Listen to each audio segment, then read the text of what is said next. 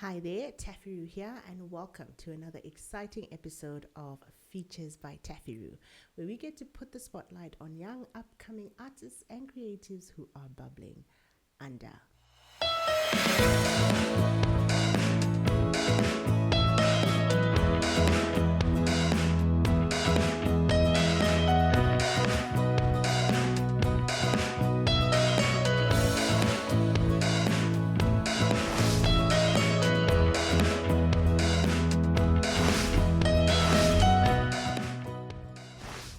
So you know that I bring on the show a lot of interesting people and people with amazing stories. And while I always interview artists in the form of dancers and singers and spoken word artists, etc., once in a while I get to talk to people who don't fall in the normal category that we call artists. So I've interviewed a baker and I've spoken to a makeup artist. But today with me, I have somebody who is in the food business, and I'm super excited to be talking to her. My guest for today, and I go way back. I first met her when she was in primary school. I can't believe it. She was in primary school and I was in high school. That is way back. And she became like a little sister to me. Anyway, fast forward, she got into the catering business. And when we were looking for someone to help with the catering for Bring It On, we called her up and it was the best decision we ever made. And I'm super excited to be talking to her today. Gamu, thank you so much for coming. Thank you, Taffy. How are you? I'm good. How are you? How's the family? The family is good. I'm good. It's just a cold, but I'm fine. Awesome. Yes. So obviously I know you. I've known you for a very long time. Apparently, I don't even know how far that was. Kutara. But maybe you can tell the people who are listening, people who are watching today, who is Gamu? What are you all about? What do you do? Okay. Gamu is a lady who was born in 1995. I'm not afraid to share my details, my birth details. Yes, I was born in 1985 in Mutoko, and then I grew up in Epworth. Okay.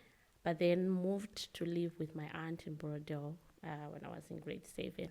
So from then, I then stayed in Borodale up until I got married. So a lady who's into business, and I'm a mother. I'm married. We've got a daughter. Yeah. Yes, and I'm just someone who loves business. I've got lots and lots of business that I'm into. Yeah, but I just know the food one. Yes, but the food one is the spotlight for everything. Okay. Yes. I did my O-levels at Fainona High School together with my A-levels. And then I did tourism and hospitality management at Midland State University in Gueru. Yeah, so that's a bit about myself. Okay. Yeah. How did you get into the food business and into catering? Oh, okay. So when I was growing, I thought I wanted to be a lawyer. But then as time moved by, I changed and then said, I want to be an accountant.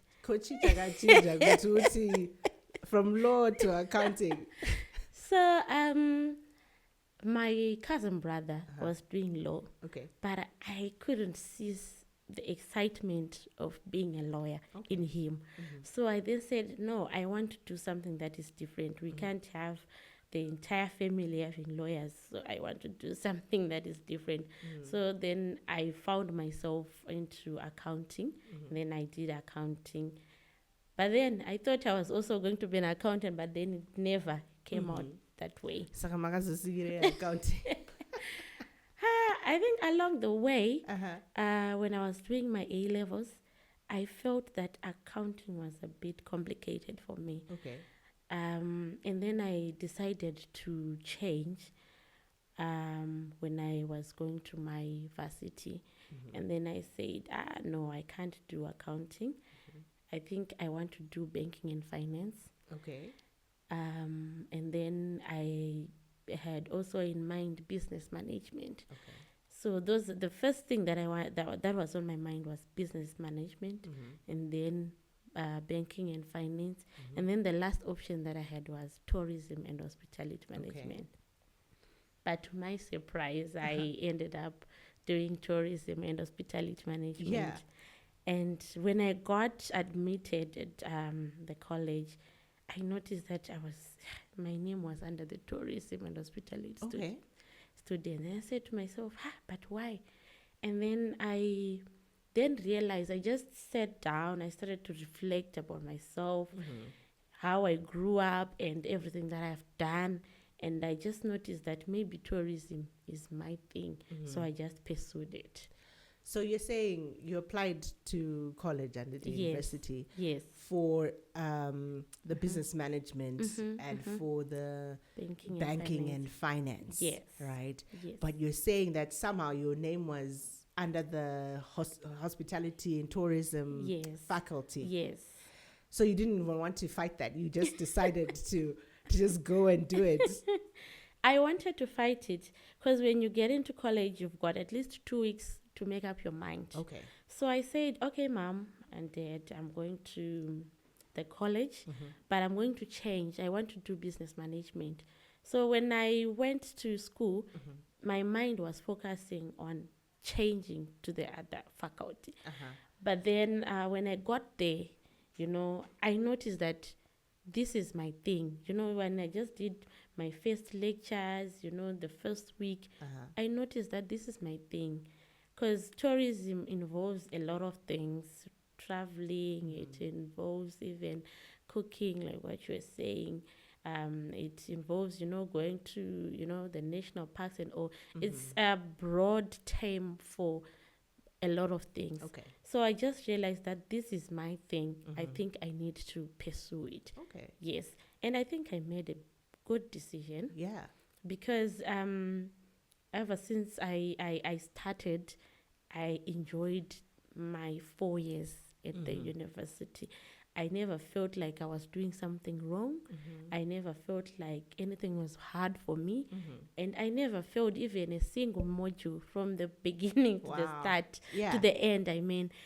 I never. And it gave me opportunities even in terms of leadership. Okay. Because at one point, I was the president for Middle State University Tourism Association, what we call MSUTA. I was the president for almost 2 terms. And it was something that was, life-changing for me. And I am glad I chose to keep on doing tourism. That's amazing, eh? I think God just knew that if you had gone down the other route, it wasn't going to be such a great thing, right? And for some reason, you then found your name under the tourism and hospitality faculty. And that's amazing. Yes. Okay. Yes. And then, so how did you end up being an entrepreneur? So you've studied, tourism and hospitality. You can do a lot of other things besides food. Yes. How then did you end up doing food? Oh, okay. I think for food, for me, I can say it's an inborn thing. Because ever since I was growing up, I've always loved to eat good food. And maybe I can say I also took it maybe from my parents, because I used to love and enjoy, even up until now, I enjoy my parents' food. My mom cooks, my dad cooks. So not professionally, but they just cook at home and I enjoy their food. So I think it was just passion that was in me, but I didn't know that this is the thing that you're passionate about. Yeah, exactly. And I remember when I was after I finished my A-levels, I used to help my mom. My mom and my dad, they work at a certain church. So I used to help them, when we've got church events, when we've got church functions, I used to help them to cook, doing setups and all. And little did I know that I was going to end up being a caterer in the catering business, because that was the foundation for me to know most of the things about food and about, saving a lot of people. And also, during my attachment when I was at college, I also got my attachment in a hotel. Okay. So I was in the kitchen for almost about 2 months, and that was it for me. And after college, that was in 2019. Then 2020, COVID came. So that means even the tourism business that I thought I was going, it just shut down. And I had to think of something. And in my mind, I thought I was going to be someone who was going to be maybe selling clothes or something. But a certain lady from my church got me a job to be an in-house chef. Yet I didn't even know what a real chef does. I just knew how to prepare food and what to do and what not, but not to be saying I'm a professional chef. So I worked there for about 3-4 months as an in-house chef. I was working for a white guy and a Chinese guy. I worked there, and that was the beginning of my, of my career. Yes, that was the beginning. And when I left that place, it was during COVID, I came back home. And then I told my dad that, Dad, I need to start doing something. I can't just be at home sitting and doing nothing.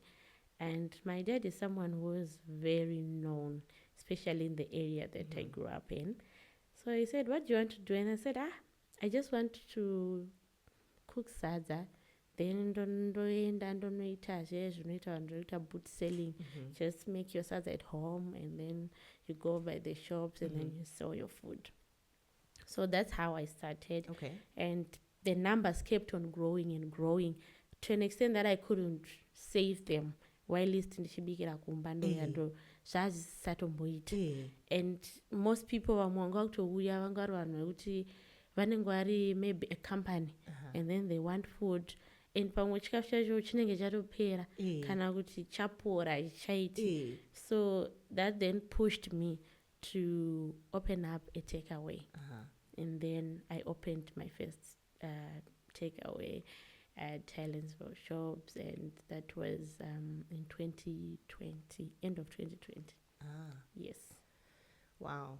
As you are narrating your story, I'm just seeing the hand of God just directing you in the way you should go. Because I think sometimes we resist, we fight what the direction that God is sending us in. But, God just knows, Mwanangu has got a passion of cooking. She doesn't know it yet. And then he put you in a situation where he began to, you actually began to see that, okay, fine, I think cooking, I love doing this. And then even just being that in-house chef. Yes. So you were telling me earlier that you have this debate with your husband in terms of he calls you a chef and you're like, I'm not a chef. What's the whole thing behind that? Okay. Maybe I can say maybe I'm in a dilemma of what to call myself. But I don't think I can say I'm a chef. Because that's not the kind of a person like I started to be, or the profession that I chose. Maybe if I'm to call myself a chef, maybe I'll be saying I'm a self-taught chef. For me, I say I'm an entrepreneur. Why? Because even though I'm into cooking, I also have other businesses that I'm into, like the butchery, also into, events, events planner, organize events. And I just have a lot of things, even clothing. I just have a lot of things that I do. And when you mentioned that, when I was telling you about my story, that the hand of God just works in a mysterious way. And I think that's true. Because I think for me, cooking is a calling. When I was doing this thing of, just making sadza, selling at the shops, I used to have dreams opening up a restaurant. And the first takeaway that I opened, I had actually dreamed about it. Wow. And even the setup, everything, and how the business was going, I dreamt about it. And sometimes I would just say, maybe in the afternoon, I'm tired, let me just sleep. And I would dream of a recipe. And then I would ask myself that, have I ever done this or what? Maybe just to confirm if these things are really there. Sometimes I would actually go on Google and start to Google about those things. Yeah. And I found myself, in awe, saying that, hey, Gamu, is this you? And I realized that God was actually speaking to me, showing me the direction of where my calling is. And I think the calling is into food, like what you said. Yeah. Wow. Yeah. So me being a chef, my husband calls me a chef. I don't know what you can call me. Maybe at the end of the day, I'll just say, yes, I'm a chef.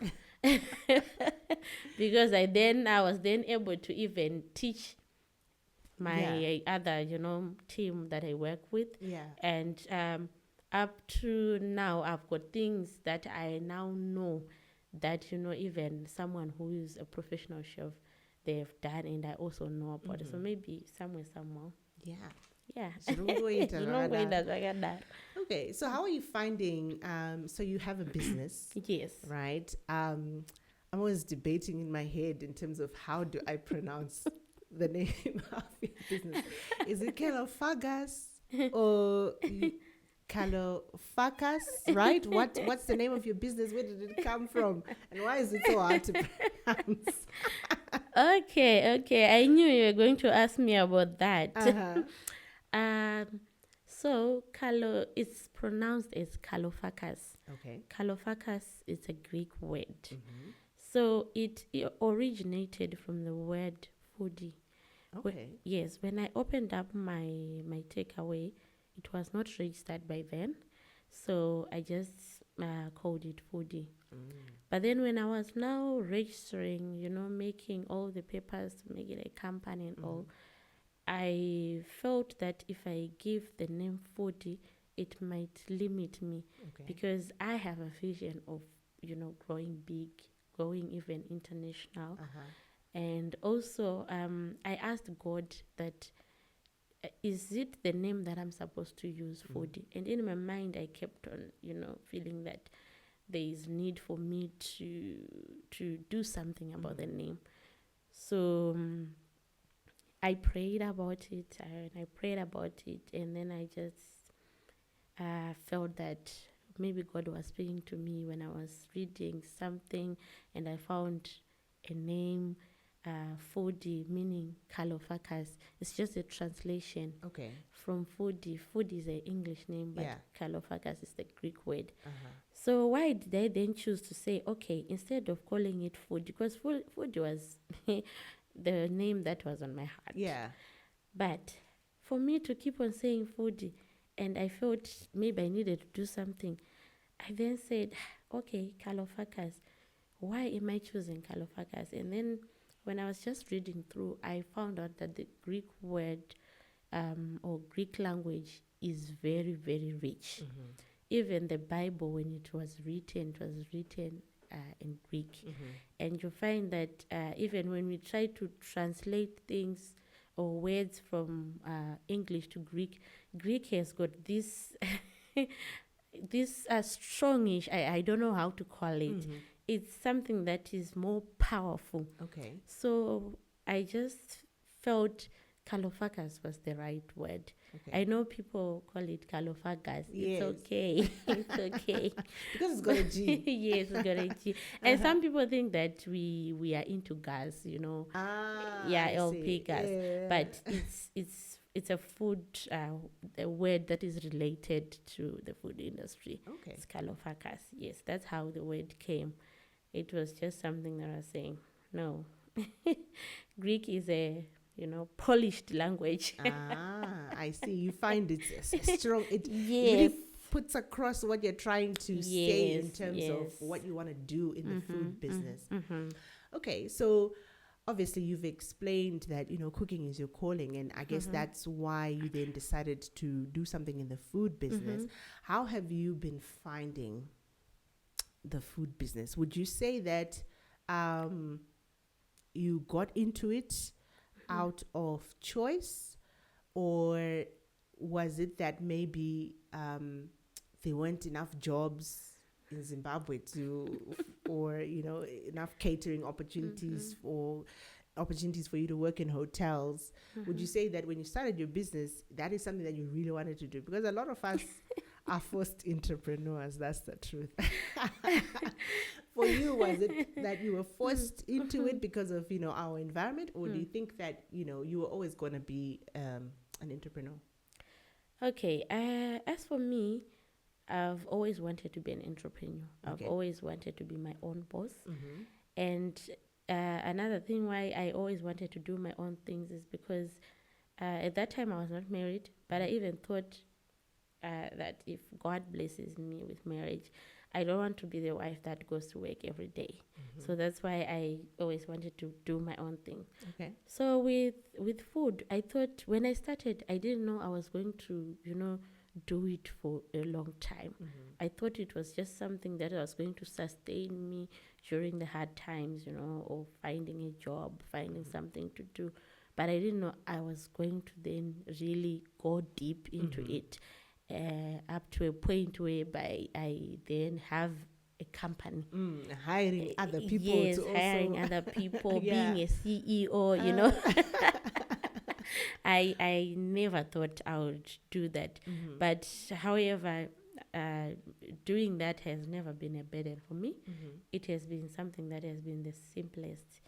I don't feel pressure. I don't feel, like I'm being pushed or, being coerced to do something. No. When I'm doing it, I do it with all I have.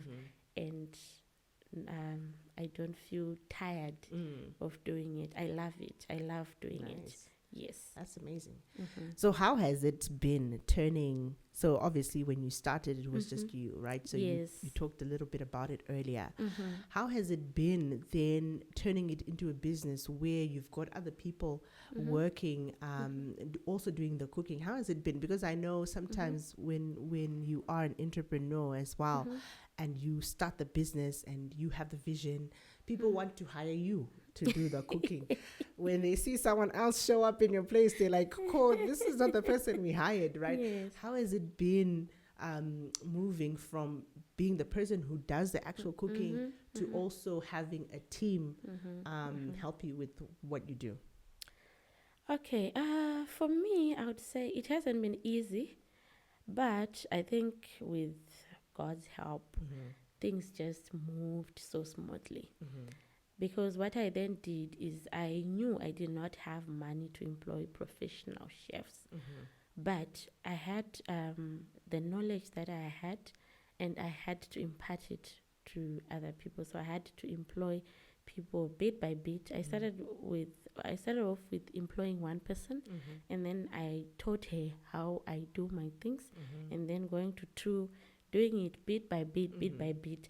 Up to now, I've got 4 permanent staff, and then I've got other people that I just call based on contracts. But all of them, counting the permanent and the contractors, they range to 15 to 20 people that I have trained. So I actually have training sessions, and when I've got training sessions, I invite everyone who comes when I need help. So I just train them how we do things, how I want my things to be done, and also how we do it, especially when we've got big numbers and when we've got small numbers. So that is what I have done. Yeah. And obviously I'm assuming that training has helped you to kind of maintain the quality of the food that you that you actually provide to the people who hire you. Yes. Okay. It has, and it's not just a once-off thing. You have to keep on doing it. It's a process. We actually have scheduled timelines where we say we are going to be training people. So it has actually helped a lot. Yeah. I can imagine. Yeah, training is definitely important, especially if you want to maintain that quality. And if you manage to do it regularly, then hopefully, you can replicate your efforts. You can do more because there are more people who are there to support you as a team. Okay. So obviously you've mentioned that you do events, right? You do catering for events. What advice would you give to someone who wants to hire a caterer, and they want obviously their day to go smoothly, they want their food to be great? What tips can you give to people that can make your life easier in terms of providing them the product that they want? Okay. Usually the best thing to do is to engage with a caterer when you still have time. Okay. And it gives you an opportunity to even tailor make the kind of food that you want. Okay. Yes. And I know that most caterers, even including myself, we've got suggested menus. But you also, maybe as my client, you might want something that is different from what I have. It is also good to sit down with your caterer. You have to tell them like what you really want. You have to be so specific. And you have to also make sure that even in terms of when you make your agreements and payments, you do your payments in time. And the other advice that I also want to give to people is most people, they are too hesitant when the caterer says, I'm going to do fix and supply. They think that fix and supply is expensive. But on actual fact, fix and supply is cheap rather than being charged labor only. And fix and supply usually makes the life of the caterer more easier, because you just buy the ingredients according to the brands that you prefer, the actual things that you prefer. If it's the meat, you buy to the point. But when someone then says, I want to buy the ingredients on my own, and you tell them this is what you're supposed to be buying, they are now telling you that what you're telling me to buy is expensive. We just want something simple. Yet you want your event to be the best. And then at the end of the day, that's when you find people fighting in terms of, the food wasn't that nice. The other people don't know what was it on the background. Yeah. They don't know. They just expect things to be so smooth, but they don't know that maybe the beef that you bought was full of maybe bones or fat, and yet the people don't want that. Yeah. So that is one thing that I have found, which is a bit challenging. And another thing that I might say that makes this job kind of, flexible and willing, you having the willingness to do it, is the issue of time. I noticed that in this business, time is very, very important. So for you to be able to have, good relationship with your clients, you need to be very, very someone who is good at time management. You need to manage your time. If the lunch is there at 1, make sure you are there before 1 o'clock. I've had challenges, not saying that I'm perfect. I'm not perfect, but I've had challenges. Some of my clients, sometimes I'm late, and you actually see that the person wants to hire you the next day, but because you were not perfect in terms of the timing, it just distorts the whole thing. Yeah. So that's the advice that I want to give to other caterers, that time is of most importance in this business, because people value time a lot. And most of these events that we do, they will be, according to the time that has been scheduled. Definitely. I mean, for me, when I then called you, to do our catering for Bring It On, for example, we had someone who had said, "Oh no, we'll do it for you, and we'll provide the food and everything." And unfortunately, what happened on that particular day is that they came late, and so for us, for anyone who knows things that we do for Bring It On, it's always time bound. So that particular time we were supposed to do workshops, so we had the thing in the morning, have lunch, and then we were gonna have to go and do rehearsals. 2 p.m. lunch is not ready, and like we wanted to move on to the next thing, but we couldn't because people hadn't eaten and all of those things. So time is of utmost importance. Exactly. I can completely agree with that one. Yes. But I think I'm going to Suzuka fix it supply, I know I'm guilty. I don't want to lie. I've been guilty of saying, no, I'll give you the ingredients. But like you're saying, it really does then help the caterer to do their job really well in terms of the time constraints that are there, and even just being able to prepare things, the right quantities that you would have wanted to be prepared and everything. So, all right, thanks for that tip. I think next time. Because I can give you an example. Maybe for fixing supply, this is just an example. These are not the correct figures. Maybe you are being charged $4 maybe for labor only. And then if you were going to be doing, if it was going to be fixing supply, maybe a plate is costing you maybe $7. So the difference is just $3. So imagine you saying that I want fixing supply. The hassle that you're going to go through when you're going to find the ingredients. Unotozopeza after wakutofonera caterer kuti saka beef kana ndichida yakanaka ndinoiwana kupi. You know, that kind of thing. Yes, because they've just given me to say, just go and, do your thing. And then isusu tozongoita zvekudya. Because uchada kuenda kunotsvaga magreens kumbaro, you know the hassle that is associated with going to Kumbare Musika. So some people don't consider that the fuel that you are going to be using. But if you just give me the money, I'll just go and buy. I will not even say, I need fuel for this. I will just go and to make sure that your event is the best. Nice. Yes. All right. So obviously you now have a number of years doing this catering thing. What lessons have you learned from running the business, from cooking food, that you can learn, that you can apply to everyday life in general? Okay, I've learned a lot of lessons, starting by even when I started the business. I learned that you really don't need a huge amount of money for you to say, I'm starting up a business. Someone once told me that what is in your hands apparently is, I can mention him as Mr. Morombenzi. Yes.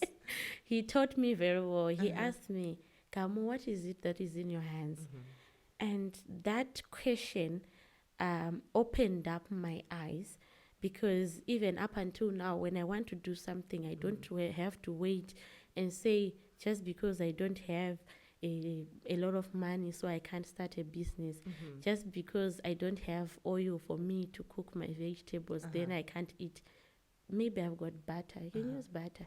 Yes. It has taught me to use the things that I have to make something good out of it. Because you find that there are some recipes that we do here in Zimbabwe, mostly the borrowed recipe from, the English side, the English food. There are some ingredients that we do not find here, but it doesn't mean I can't make it. I have to use the ingredients that I have. That's the same thing with life. You don't have to wait for you to say, maybe after ndagraduata ndoba ndichazonotanga kuita something about myself or what. You have to start now with what you have. What is it when you look around? What is it that you have?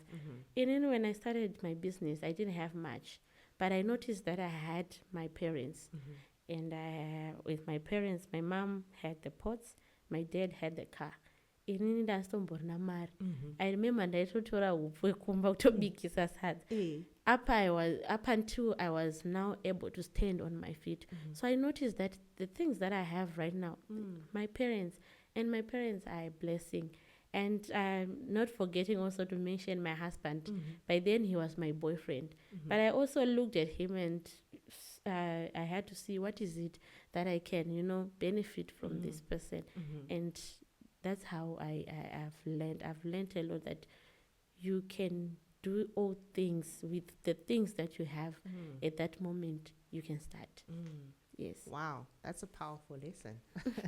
I think a lot of us tend to wait and say, I can't do this until I have that in place. But like you said with the recipes, right?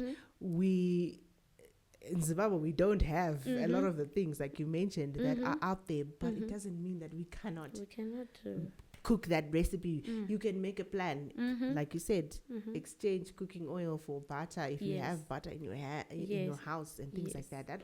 That's a powerful lesson. I hope people will take what you've just said there and use it, because it's really powerful. What is in your hands? Yes, what is in your hands?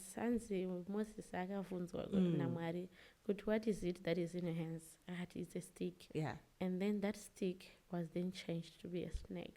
So before the miracle was done in front of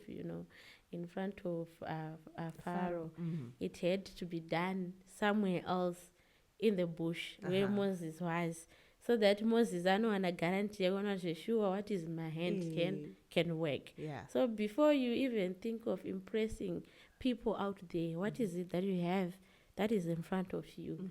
Yeah. All right, so we've come to the part in the podcast where we switch roles. The interviewer becomes the interviewee. So now it's your turn to ask me questions. I don't know if you have any questions for me, Gamu. Oh, wow. I don't have much questions to ask you, but I have noticed that you have kind of like switched.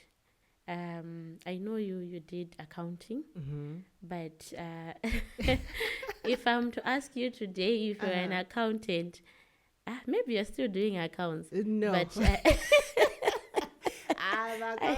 are you still doing accounts? That's one of the questions that I have. So I didn't really do accounting, but so obviously in high school I did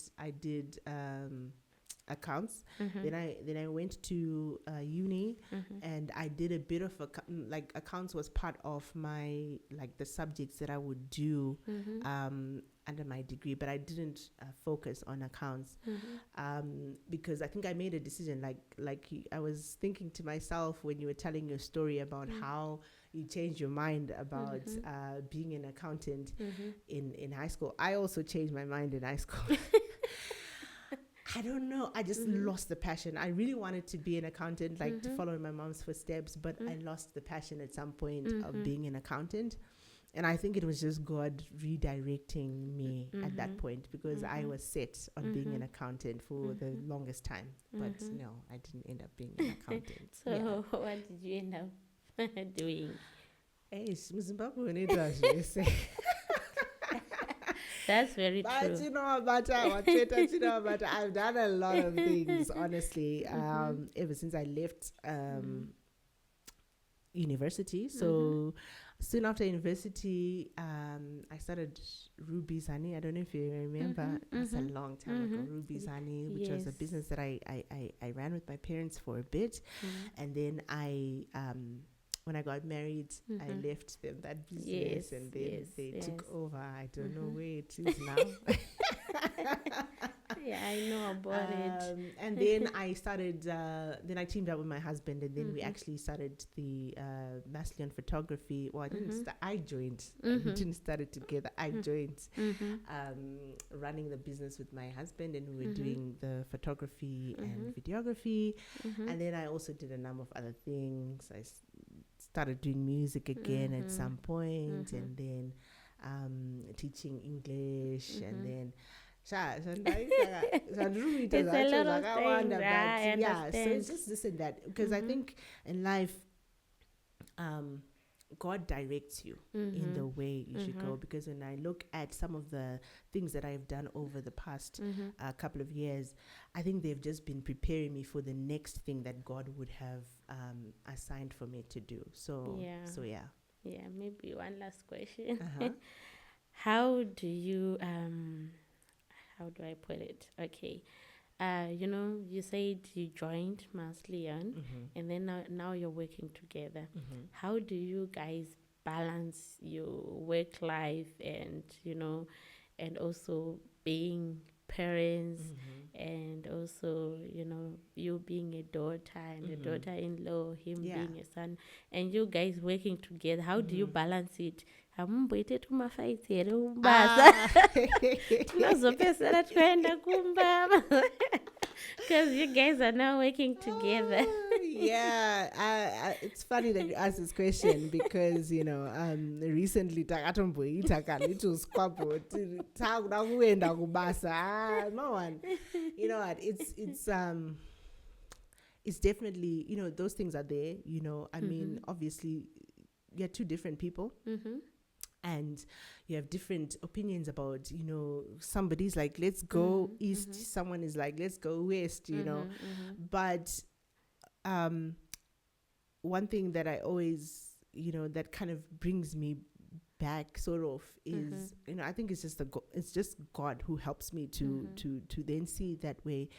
Is that at the end of the day, he wants what's best. I want what's best. We are trying to go to one place. Exactly. Obviously, the method might be different, but what we want is the same, So asking God to just give you the strength to be humble enough to walk together with somebody else. Because I think pride really breaks a lot of marriages because you're like, I'm the one who's right, and the other person's I'm the one who's right, and then you then fail to then walk together hand in hand to the vision that you both want to achieve. So first and foremost, putting God first. I think God is the one who has enabled us to be humble, and listen to each other, and they just know that we are working together, we're on the same team. And then in terms of balance, I think I was talking with Max the other day, and I'm like, I'm not sure if it was the other day or it was this morning. There's a time for everything. There is a time where you'll be busy with work. Then there's a time when you need to then really spend time with your family and really make those bonds. Sometimes we have the pressure thinking that, you have work, you have family, and you can all do it at the same time. Sometimes you can't do it at the same time. Actually, most of the time you can't do it at the same time. But you need the help of the Holy Spirit to lead you to focus on the area that you need to focus on at the time you need to focus on it. That's true. Yeah. That's so interesting. I think I don't have more questions. I think you've really answered them well. Awesome. All right, so now we've come to the end of the podcast. I don't know if you have any words of advice that you'd want to share with some upcoming entrepreneurs, and who are looking to you and they're like, how did you become the CEO of your business? How can I also be an entrepreneur and stuff? Maybe you can look into that camera and give a word of advice. Oh, okay. My advice is what is in your hands? That is what you can ask yourself. Someone once told me that life is what you make it. So you need to make it happen with what is in your hands. If you try and look for someone who is going to come maybe with manna from heaven, you'll never find them, and time will be running out. So you need to look for those smaller things that you have for you to be able to start. I started as small as I don't know, but right now I am about to even open up my bigger restaurant, which is coming soon. So just start. Start where you are. Then God will be moving, with you of course, don't forget to put God first in everything, because I think that's what also helped me, for me to be where I am, is because of God. So yeah, that's my advice. Awesome. Thank you so much. Thank you so much for coming, Gamu. Thank you, Taffy. Thank you for having me. It was my pleasure. Awesome. There you have it. You've heard it for yourself. Put God first. Then look at what you have in your hands and start there. Start where you are. And with that, thank you so much for joining us for this episode of Features by TaffyRue. Until next time, take care.